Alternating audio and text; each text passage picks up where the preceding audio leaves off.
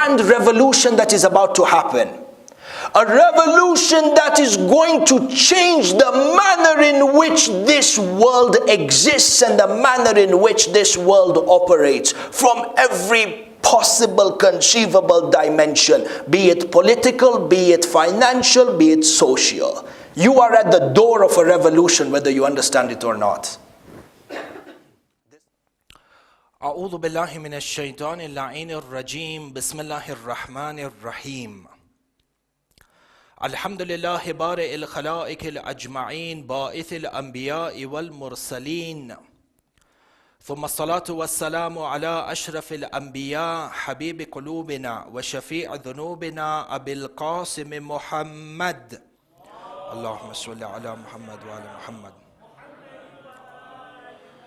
ثم الصلاة والسلام على أهل بيته الطيبين الطاهرين المعصومين المظلومين لا سيما ولي الله الحجة ابن الحسن صاحب الأمر والزمان اللهم صل على محمد وآل محمد روحي وأرواح العالمين له الفداء ولعنة الله على أعدائهم أجمعين من الأولين والآخرين إلى قيام يوم الدين آمين رب العالمين أما بعد أحبائي.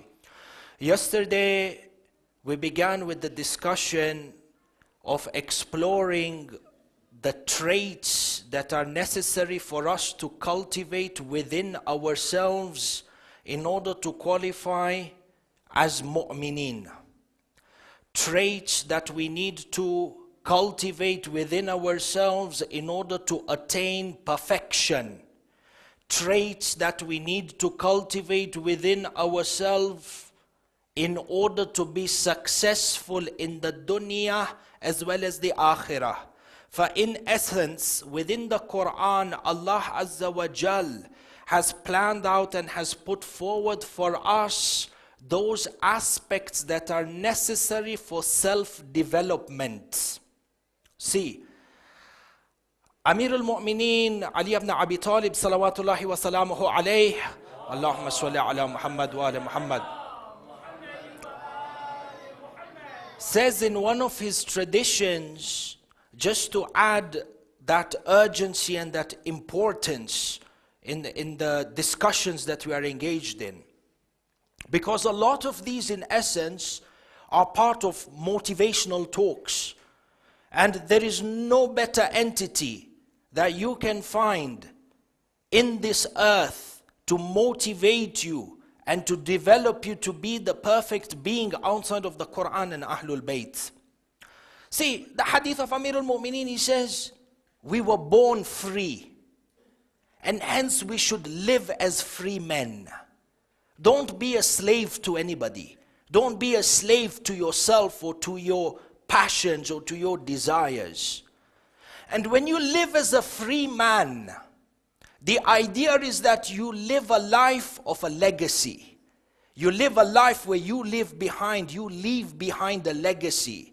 And the only way that can be done is when you have a personality that is an outstanding personality. You have a magnificent aura that surrounds your being in the way you carry yourself and in the way you talk with others and the way you present yourself. And you leave a mark towards the goodness of humanity. And this mark is what elevates you to the highest level of success. Not only in the dunya but as well as in the akhirah. Where do you find these traits? I know we have dua which is narrated by Imam Zainul Abidin salawatullahi wa salamuhu alayh. Allahumma salli ala Muhammad wa ala Muhammad. And I believe this is the dua to be recited on the first night of Shahrul Ramadan. When the moon is sighted, or regardless, even if the moon is not sighted, you've passed the 30 days, yani ba'ad Shahrul Ramadan is come in. On the first night muhim, first night of Shahrul Ramadan. In part of the dua, imagine from all the things you could ask for. And we are on the footsteps of Laylatul Qadr. We're on the doorstep rather of Laylatul Qadr. And these are nights of hajat, and inshallah we have particular lectures for these. But the logical mind or logic would dictate that if you have grand nights that have a direct impact on your destiny, you are going to start pre-planning what you want to ask for in your hajat. You don't want to come to the mosque and freestyle it and wing it and whatever comes to your head, and days later remember, I forgot to ask. La. The aqil, the intellectual person, pre-plans his time. You have got this time from Salatul Maghrib till Salatul Fajr. Part of it you're going to be in the mosque, a part of it you're going to be in the home. What you want to achieve in this night, you plan everything out. And hence, you're able to achieve, inshallah, what you want. In this dua, from all the things that you could ask for in hajat, what comes into your mind if you were to close your eyes and you were told one wish, one hajat that you want to be fulfilled immediately? You close your eyes and you see from all the things that might come across or flash through your mind. Look at what Imam Sajjada says in his dua. He's teaching us on the first night of Shahr Ramadan, Ya Allah, to paraphrase the words, help me to not be a useless person in life. Ajib. Help me such that I'm not a useless person in life. A person, through my character I leave behind a legacy. Through my actions I leave behind a legacy. But before action proceeds, character. And hence these traits that we are trying to identify within the Quran are traits that if we embark with the right spirit, not only do we change our own lives, not only do we illuminate our own lives, but we illuminate the lives of those who are around us. Tayyib. Having said this, yesterday, for a quick recap, we looked at Surah Al-Baqarah, and the trait that we identified was the trait of salat, where Allah subhanahu wa ta'ala says, and if the ayah is up on the screen or if you're following it on your smartphones or your own copies of the Quran, Surah Al-Baqarah, verse number 153. Allah subhanahu wa ta'ala says, Bismillahir Rahmanir Rahim, Ya ayyuhal ladhina amanu ista'inu bis sabri was salat. Inna Allaha ma'as sabirin. O you who believe, seek inner strength through your salat.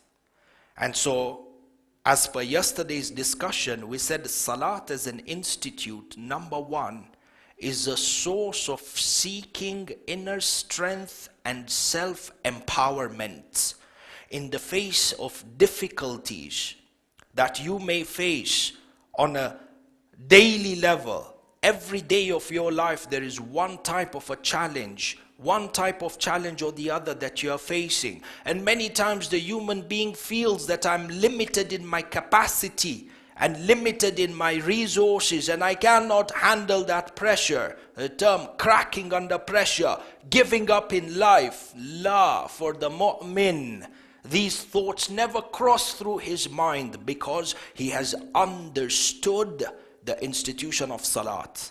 And we went on to say that there are two types of people who recite salat. There are those who are condemned in the Quran and those who are praised within the Quran. And the summary of this was quality of salat. The quality of the prayers that we uphold. The first and most basic step of improving the quality of our salat is understanding and buckling the translation of salat. As soon as or as long as you know what you are reciting, this is the key to curbing your attention within salat. You have within the hadith as well, in regards to the tafsir of this verse, that when Allah subhanahu wa ta'ala says seek inner strength through salat, yani the word salat over here means your 5 wajib salat, and in addition to this there is the nafilah, and in addition to this there is the salatul layl. But you find hadith from Ahlul Bayt where they come forward and they say that one additional meaning of the word salat is the actual salawat ala Muhammad wa ali Muhammad. Allahumma salli ala Muhammad wa ali Muhammad. For in addition to the daily namaz, the daily salat that we recite, Allah subhanahu wa ta'ala is saying, seek inner strength by sending blessings on Muhammad wa ali Muhammad. And you probably already know of the numerous benefits that have been narrated for us, and the thawab that just comes from reciting salawat. This recitation of salawat, a simple action of the tongue, is one that is an attestation of your relationship with Muhammad and Ali Muhammad. And so long as you are connected with the Thaqalain, there is no power on the earth that can overcome you. This is a stern reality that we need to acknowledge. You look at these personalities that existed across time, the likes of Qambar, the likes of Muhammad ibn Abu Umair, the companions of the sixth Imam. He lived at a time where he was captured by the government authorities and was tortured on the basis that he was a Shia, and he was imprisoned such that he may snitch or they may gain intel on the activities of other Shia. But because of his reliance on salawat and his deep affiliation and love for Ahlul Bayt, he wouldn't budge. In the books of Tariq, they say that in the prison they would torture him. They would bring planks of wood. You have a plank of wood, and within this plank of wood there would be 100 odd nails that are halfly hammered inside. So half the nail is inside the wooden plank and the other half is protruding. They would put Abu Umair down on his stomach and they would slash him with this on his back. Not one whip, 100 whips. Person could die from a single whip. Muhammad ibn Umair, 100 whips he would take. And this was not a one-off torture, daily. Wow. Snitch on your Imam. Give us intel about your Imam. Muhammad ibn Abu Umair, quiet. What gives you that inner strength? Imagine your mental frame, the zone in which you are mentally. You are so staunch such that it overcomes the physical pain that you are experiencing. You have got a full grasp over your mind such that physical pain is of no concern to you. And you see, even sometimes in martial arts, you've got a discipline of pain management and how you can mentally be strong such that you are not limited by physical pain. And now we have a strength which is ghaibi. Do we feel this through the salawat? These are not tales or theories that are untested. You have men who have lived these values. For these small recitations, bas if done with ma'rifah, have a huge impact on our character and on our being. So you find, as we were making in way of summary, that salat has an impact on us, in that it gives us inner strength. A second meaning of the word salat over here is the regular salawat that we recite on Ahlul Bayt. And we said yesterday that salat has a tangible impact on our behavior. You can know whether your salat has been accepted or not based on your behavior before and after the salat. Tayyib, if we understand this, you find that there is a second trait that is highlighted in the same verse, Surah Al-Baqarah. Ya ayyuhalladhina amanu ista'inu bis-sabri was-salat. Seek inner strength by exercising sabr, patience. Patience, I don't want to emphasize too much on patience because inshallah we have a separate lecture for this. But because it is mentioned in the verse for barakah. Sabr, basically to restrain yourself from a reaction. Or sometimes restraining yourself from an action. It can be reactive, it can be proactive. The power of restraining yourself. What connection does this have with inner strength? See, I'll give you a very basic example at the lowest level of sabr. When a person starts attacking you with petty accusations, and you feel the urge inside of you to react back to him, or to her. What happens is, in reality, you lower your status, because now you have become as petty as him. And he's accusing you, and you come forward with rebuttals, or when he accuses you, you react with another accusation, and he insults you, and you react with another insult. What happens is you have degraded yourself. You've brought yourself to a level just as his.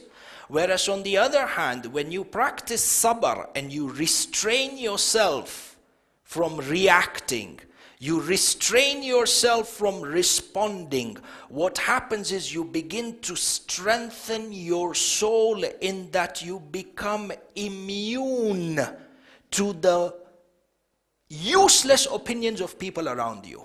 This is inner strength. You are not concerned with what people have to say about you. And we're talking on a petty level. Doesn't mean that a person becomes arrogant. La, at a petty level. That's why you have this very famous saying, a lion does not concern himself with the opinion of the sheep. فَلْيَقُلْ, let them say what they want until you know you're the other lion. For sabr and practicing restraint actually has the effect of strengthening your character and your personality. Sallu ala Muhammad wa ala Muhammad.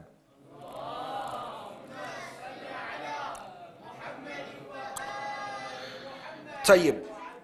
Coming in for today's verse number 172 and 173. So the second character of a mu'min. Look at what Allah subhanahu wa ta'ala says. Are the verses, by the way, on the screen on top? Sah? Yeah. Bismillahir Rahmanir Rahim. Ya ayyuhalladhina amanu. Just like the way you had the verse that we saw yesterday. Khitab khas is a communication that is special for people of a certain level of understanding and a certain level of belief. Ya ayyuhalladhina amanu kulu min tayyibatin ma razaqnakum washkuru Allah or washkuru lillah in kuntum iyyahu ta'budun. O you who believe, eat from that which is purified, which has been granted to you by Allah subhanahu wa ta'ala. From the very meanings of the word tayyibat, ya'ni, O you who believe, do not consume food. Let me put it the other way around. O you who believe, consume food that is halal for you. The trait of a mu'min, the trait of a successful person is that he eats that food or consumes that food which is lawful, which is halal for him. Halal food and haram food. We have two categorizations of food that could be halal and food that could be haram. One from a fiqhi, technical perspective, and one which comes from a spiritual perspective. We look at an example of both of these. An example of consuming food that is haram. Where is the example of this, or where is the outline for this? The following verse of Surah Al-Baqarah. Allah subhanahu wa ta'ala says, إِنَّمَا حَرَّمَ عَلَيْكُمُ الْمَيْتَةَ وَالدَّمَ وَلَحْمَ الْخِنْزِيرِ وَمَا أُهِلَّ بِهِ لِغَيْرِ اللَّهِ. That which has been prohibited, that which has been made haram for you, very generally speaking, the carcass, any meat product that is slaughtered or that is not slaughtered in accordance to the rules of the dhabiha as stipulated by the fiqh is haram to eat.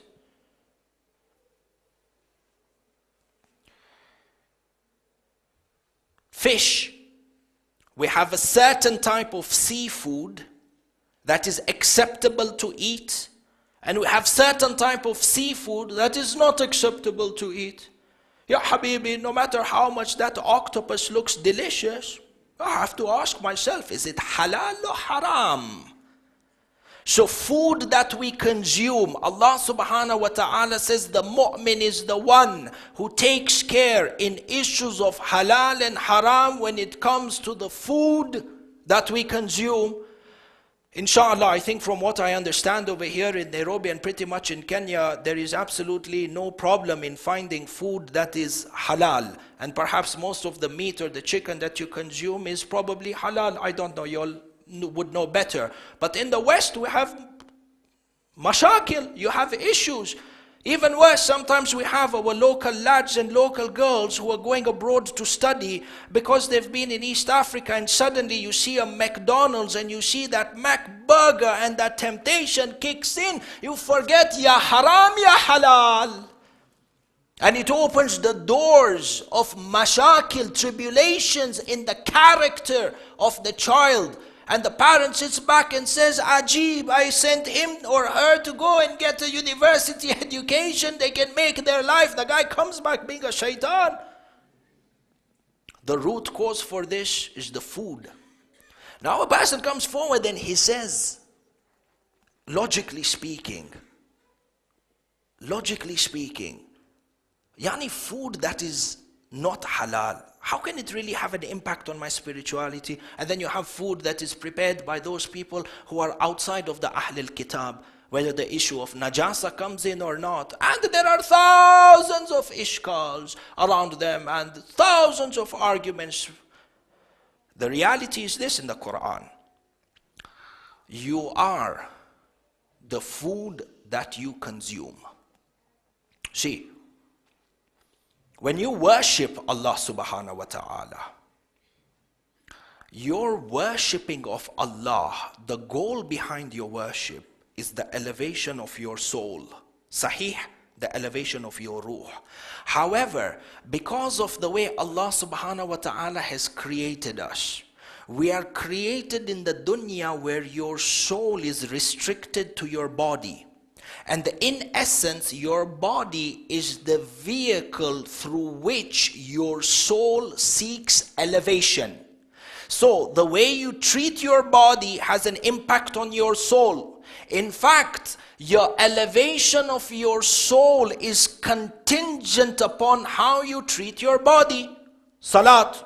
Salat is what? Mi'rajul mu'min. We have within the hadith. Salat is the mi'raj of a mu'min. Mi'raj, which type of mi'raj? Mi'raj of the soul. Mi'raj of the ruh. You experience a high level of spirituality.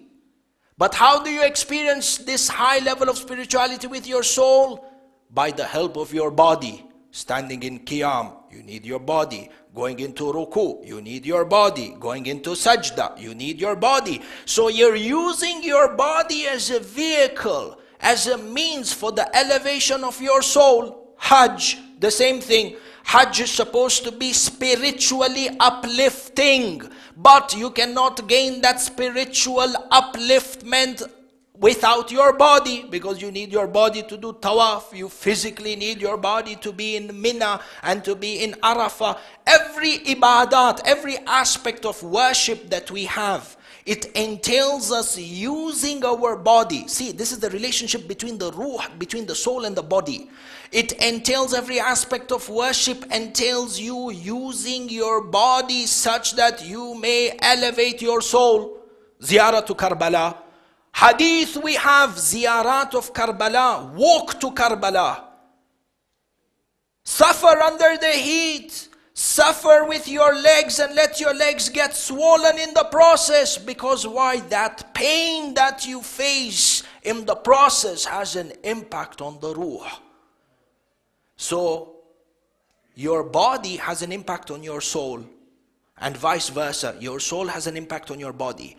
Which is why, if we understand the relationship between our souls and our bodies, and how this is detrimental to our success in the dunya and the akhirah, now we begin to understand the logic as to why Allah Azza wa Jal and the Sharia has put for us boundaries in terms of consuming food that is halal and haram. Has an impact on us. So you find over here, coming back to our discussion, that the first example of food that is haram is those technical aspects, categories of food that is haram. Fish, for example, without scales. Sheep, cow, chicken that are slaughtered not by way of dhabiha, for example. high one category. On the other hand, food, for example, prepared, or food that becomes najis, prepared by people outside of the Ahlul Kitab. People outside of the Ahlul Kitab, sometimes they prepare food which is tahir, and sometimes they prepare food which is najis. The details or tafasil for these are in the big books of fiqh. In any case, this is the first category. Second category is this. The food in itself is not haram. The chicken that you are consuming is not haram. You went and you bought it from a Muslim or from a Shia butcher. Food in itself is halal. There is no problem in that. The problem is with the means through which you earned the money to eat that food. The food in itself is halal, but if the profession in which I am engaged is haram, if the manner in which I am earning my rizq is haram, then even the food that I put on the table, even though it meets the conditions of dhabiha, this is known as a rizq that is haram, or food that is haram. Morsel of haram food doesn't destroy a person, destroys an entire nasal, an entire lineage. Because the fundamental rule is here, you are what you eat.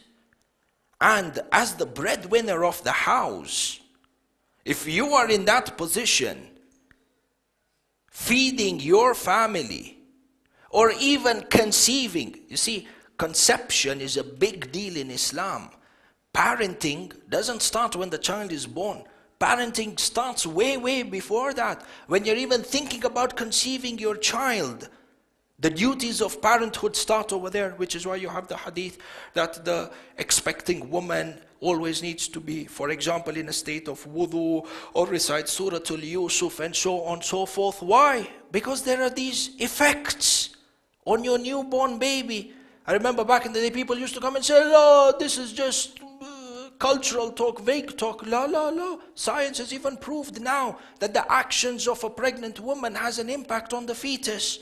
There was a research done, if I'm not mistaken, University of Berkeley or something of the sort, where a woman who was in the habit of listening to music when she was pregnant, after she gave birth, that same music would have a X type of impact on the newborn child. Science is proving things that Islam had already made clear for us hundreds, if not thousands of years ago. For the food that we consume, haram food, I have to see in every profession that we are engaged in, and this is where the importance of fiqh comes in.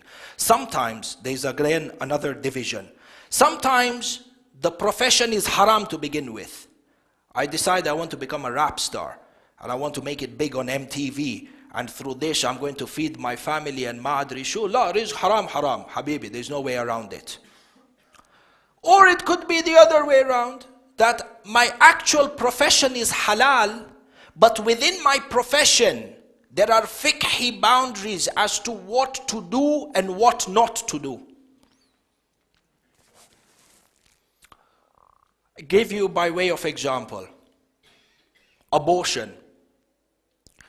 After we have opinions within the Maraja, but after an X amount of time, it is haram to perform an abortion. After an initial period of time, it is haram to perform an abortion. Into Janabak, you've studied hard and you're a doctor. You have a woman who is 6 months pregnant, 7 months pregnant. Enter, you're a doctor, Shia doctor. Salaam alaikum, Dr. Shab, I want to do an abortion. Enter, for you in your profession, is it halal or haram to conduct this abortion or not?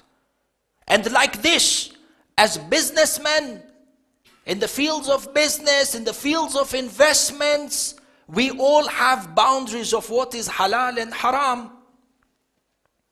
I could be part of coordinating forward contracts, say for example for wheat from some country and then become part of a sub-organization that fuels speculation to drop down the price of wheat, and I get a bonus and a commission based on that, Habibi, halal or haram?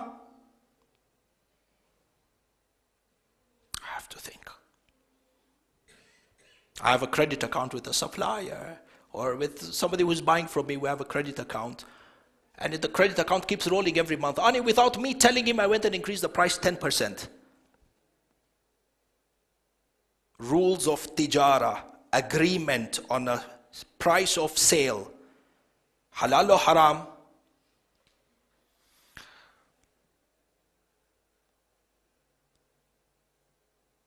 Haram food can push you to such an extent, it can remove you from the folds of insaniyat. I'll give you an example and we'll open this to question and answer after. Yawmul Ashura. You know, when they all surrounded Imam al-Hussein, on the day of Ashura, the war didn't just begin just like that. Yani Ashura, you find that there was a proper strategic battle and there were a number of things that happened. You know, from a military perspective, the fact that a band of 72 men and then maybe up to 100, because people started converting along the ways, a group of 100 people hold back an army of 70,000 from the time of Fajr to the time of Asr is remarkable. Military history, world history, in the times of wars, they have not seen a feat like this. The manner in which Imam al-Hussein arranged his army, they had 3 flanks, the center flank, the right wing and the left wing. And the way he arranged the archers and the way he arranged the horsemen and the way they attacked the left wing and then they came to attack the right wing and how they dug a trench behind so that there is no counter attack. Allah, Imam al-Hussein, warrior of all warriors, commander-in-chief of all commanders-in-chief. There is no one who could outsmart Imam al-Hussein when it came to military or warfare tactic. At the end of the day, is the son of Haydar al-Karrar. In any case, these are all, subhanallah, topics. But on the day of Ashura, the war didn't start straight away. After Salatul Fajr, Imam al-Hussein gave a khutbah. In fact, he gave 2 khutbahs. And then other companions came and gave khutbahs. And after this khitab happened, there were miracles that also happened. One of the miracles was that a person by the name of Ibn Hawza came and he insulted Imam al-Hussein. Imam al-Hussein raised his hands in du'as and he said, Ya Allah, if he is wrong, then show the people that he is wrong by sending divine adhab on him. At that point in time, Ibn Hawza fell off his horse. His leg was stuck to the straddle. The horse kept running. He hit his head on every chopped tree stump that was there. And because Imam al-Hussein had dug a trench and lit it with fire to protect the women and the tents, so there is no counterattack, the horse flung Ibn Hawza into the fire.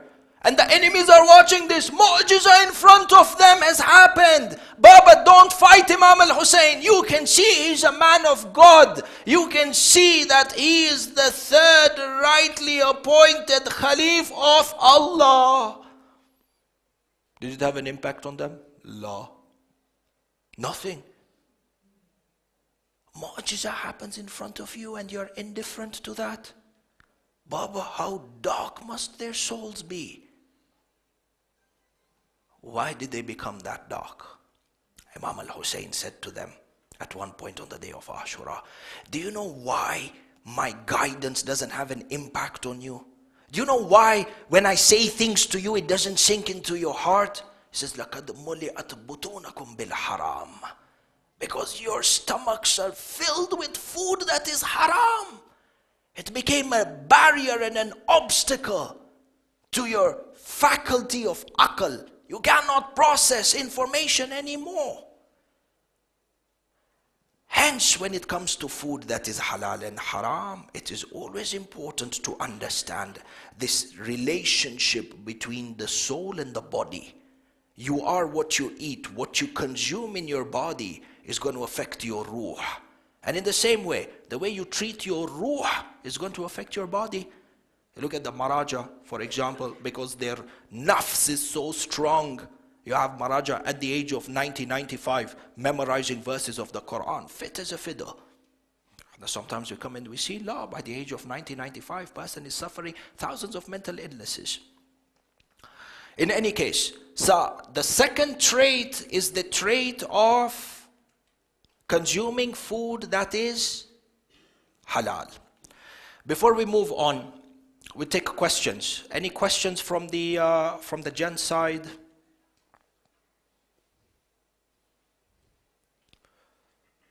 While the gents are thinking if there's any question from the sisters side.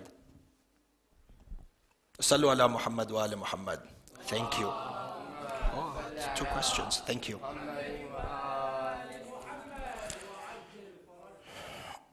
Question on yesterday's majlis. You mentioned that a person who prays and then does ghiba, he is from the reckless ones. No, I didn't say. Allah said in the Quran. Or those of the sahun. What about those who listen to the ghiba? Is their status the same? See, we clap with 2 hands. Many times, crime that happens, there is not only a single person responsible for the crime. And even when it comes to oppression, in many cases, there is the oppressor and then there is the person who's willing to be oppressed. What we say is in this particular question over here, if somebody is performing ghiba and I am sitting in that ghiba, you know, sometimes they say ghiba has a sweetness. You know, when you're itching to hear about somebody's shortcoming or somebody's downfall or problems in somebody's house, and it gives you a problem, you know, it gives you a bit of a buzz and a thrill. In any case, what they say, if you are actively listening to the ghiba, then yes, you are also party. Sometimes the responsibility is this. If a person is doing ghiba and you are there, you either try and change the subject in a very polite manner so that you are not party to the ghiba. If you feel you cannot change the subject, then you politely excuse yourself from the majlis. Or if the relationship with the person is such that you are open enough and you're frank enough, you can tell them, listen, mate, this isn't on.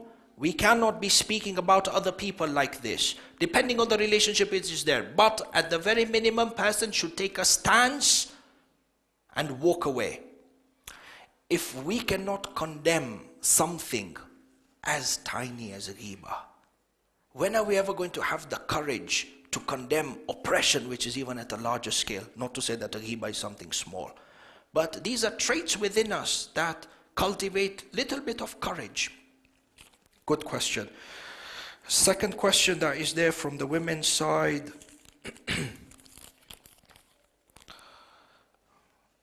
Wa alaikum salam. Body is a means to spiritual upliftment. What if the body is physically not able to perform certain acts? Does that restrict elevation of the soul? Absolutely not. Because you find within our fiqh and within the traditions, Allah subhanahu wa ta'ala has given every human being the opportunity for their soul to elevate regardless of their physical restrictions, limitations, or disabilities. And you find over here in Islam, physical disability is not a barrier to the elevation of the soul. We have this within our hadith. And the example for this is what? A person who is not physically fit to stand and pray, what does he do? He sits and prays. Does it mean because he's sitting and praying that his salat has less value than the person who is standing? La. The person who cannot physically walk around the tawaf, he's either carried, or in this day and age we have the wheelchair. Does this mean because he's on a wheelchair that his tawaf has less value than the other one? No. The idea is that regardless or in proportion to your physical ability, this is the key word, in proportion. In proportion to your physical ability, the more you strive in the way of Allah, the more your soul is elevated. So disability by no chance is or in no way is an impediment or an obstacle to physical elevation. Any other question from the men's side? La, yesterday we had a question I will clear this and then we can perhaps wrap up the majlis. I wanted to talk about shukr, inshallah, maybe tomorrow. We had a question yesterday, the meaning of the word samad from Surah Al-Ikhlas. Bismillah ar-Rahman ar-Rahim. Qul huwa Allahu ahad, Allahu samad. What is the meaning of samad? This hadith, there are multiple meanings of the word samad. This one, I believe, and all words of Ahlul Bayt are beautiful, but I feel that this one, inshallah, is going to hit the mark.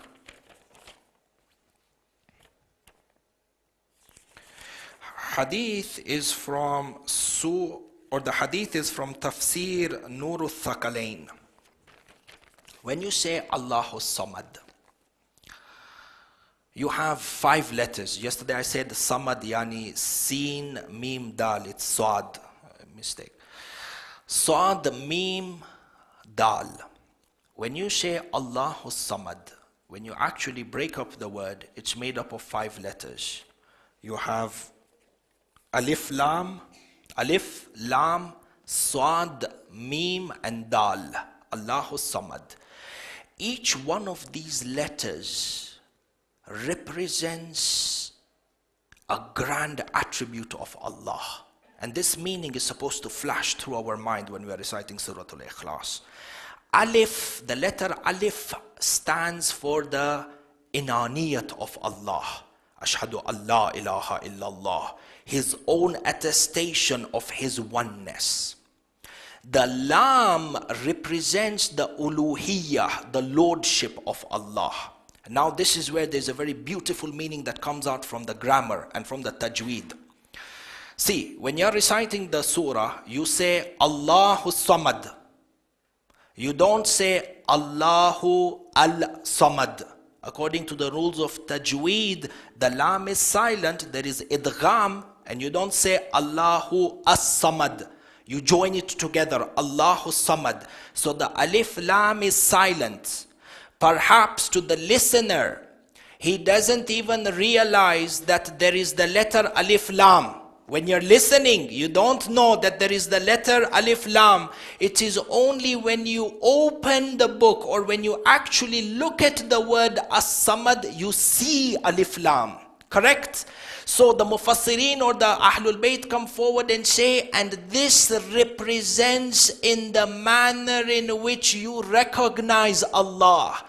Just like the way you cannot hear the alif lam, you cannot capture Allah through your 5 senses. You cannot see Him, you cannot smell Him, you cannot touch Him, you cannot hear Him, and definitely you cannot taste Him. But you can understand Allah through your aql. So in the same way the alif lam is silent to the physical senses or to the apparent senses, but you acknowledge or you realize its existence when you actually look into it, the same thing with the existence of Allah. You find that there is a great dalala in this. This is the alif lam. Saad denotes that Allah is sadiq, truthful, in that everything and anything to do with Allah has truth towards it. Shias are being persecuted in every corner of the world. But when you realize and when you listen to the words of God, that there is a savior of mankind who is coming to fill the earth with peace and justice, know that the words of Allah are the words of siddiq. Much as we may be oppressed today, there is a day of justice that is coming. So Saad represents sidq in the message of Allah. Much as you suffer or you deny yourself temptations, have faith that there is that divine recompensation waiting for you over there. And it's a compensation that has truth behind it. Sidq. So Saad for sidq. Mim for mulk. Everything and anything that is in the realm of existence belongs to Allah subhanahu wa ta'ala.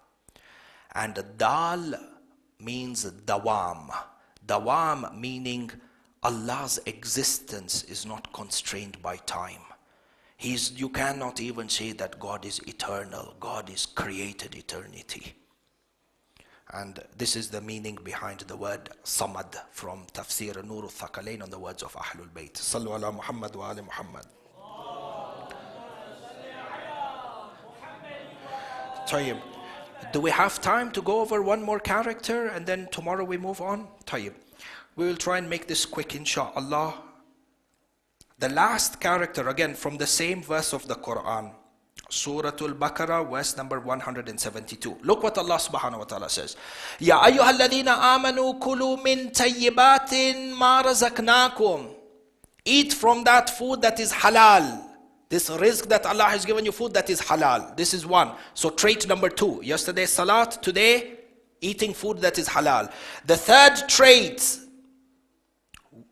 washkuru lillah. Cultivate within yourselves the habit of being grateful, shukr. Grateful towards your Lord and grateful to the other human beings around you, in whatever capacity it might be. The concept of shukr, being a person who is grateful, actually protects you from being a person who is arrogant and obviously ungrateful, the opposite of grateful, but arrogance. You know, this one piece of food that we eat, you look at the hadith, the importance of saying Bismillahir Rahmanir Rahim before you eat, the importance of saying Alhamdulillah after you eat. These are not lessons that are supposed to be restricted to the akhlaq book of children in the madrasa who are the age of 2 or 3. Abadan la. In fact, it is more applicable on us human beings, adults. It's applicable more on us adults.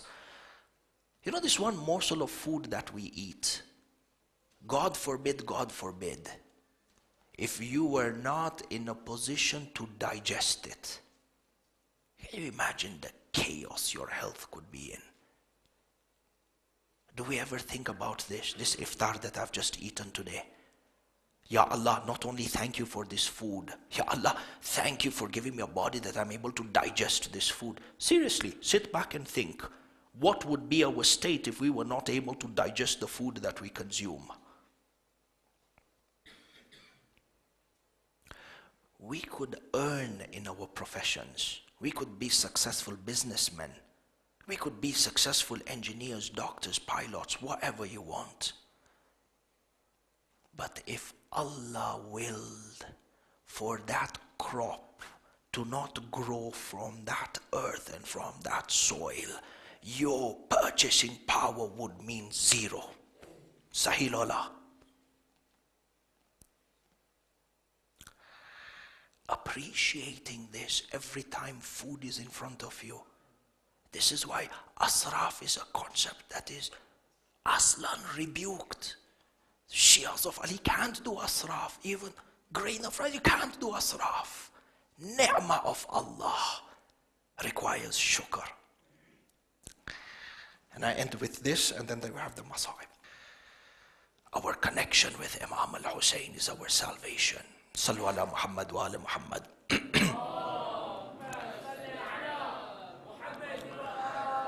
Laylatul Jum'ah, Ahibai, Thursday night is the night of Imam al-Hussein and the night of Karbala. And a night that cannot be complete without the remembrance of the tragedy of Karbala.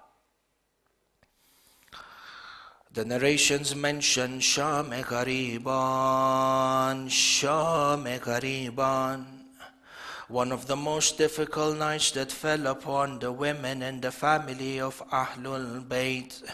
The narrations mention that as Imam al-Hussein was martyred and his body was trampled, Shimr bin Dhil Joshan al-La'in cried out to the army together with Umar ibn Sa'ad, "These are the tents of Hussein, so let us loot them and let us plunder them of all their belongings." The narrations mention that the horsemen in their thousands thousands went towards the tents of Imam al-Hussein on their horses, and the women were filled with fear and terror. Umar ibn Sa'ad lit the tents on fire. The narrations mention that the women started running from one tent to another. Allahu Akbar. Sukaina, one of the daughters of Imam al-Hussein, says, as I came running out of a burning tent, I was counted by one of the enemies on the horses. When he saw me running, he hit me with a spear on my head. Sayyida Kulthum says the manner in which he hit Sukaina, he hit her so hard she fainted out of the pain. Allahu Akbar. The women's possessions are stolen and looted. They are being beaten and running in every direction. In all this chaos, the young daughter of Imam al-Hussein by the name of Sakina, who is known as Ruqayya, Sakina is running between the burning tents crying out, where is my father Hussein? Allah. Hamid ibn Muslim says that I saw this young girl Sakina. She was running across the Maidan in Karbala. Her dress was on fire. Allah. Hamid ibn Muslim says I went running behind the girl and I put the fire off her dress. This girl was absolutely terrified. She raised her hands towards me and she said, oh man, do not hit me. Oh man, do not take anything. I don't have anything remaining. This is the yatima of Imam al-Hussein. They say that when a parent or a father or a mother dies, treat the child with gentleness, treat the child with compassion. But how did they treat the yatims of Hussein? Allah. Bibi Sakina said, the Sakina raises her hand, she says, oh man, do not hit me. The man says, I shall not hit you. She says to him, oh man, can I ask you a question? He says, what? She says to him, oh man, show me the direction to Najaf. He says, oh little girl, and what will you do when you go to Najaf? Sakina cried out and she said, oh man, my father used to say, if you are ever in difficulty, we have a grandfather in Najaf, Mushkil Khusha. Cry out, Ya Ali. Inna lillahi wa inna ilayhi raji'un, wa la hawla wa la quwwata illa billah. Allahumma inna nas'aluka bihaqqi Sayyida Sakina, by the wasila of Sayyida Sakina. Ya Allah, hasten the reappearance of Imam al-Hujjah.